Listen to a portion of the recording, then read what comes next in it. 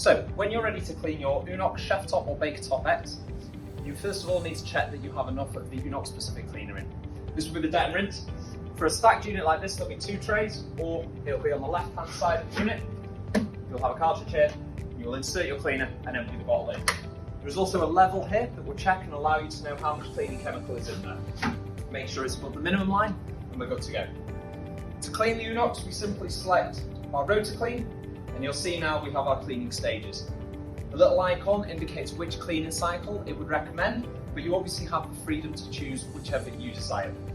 If we select our long clean, the final thing we need to do, having made sure that there are no dirty trays inside the cavity, select start stop and the Unox will start to clean.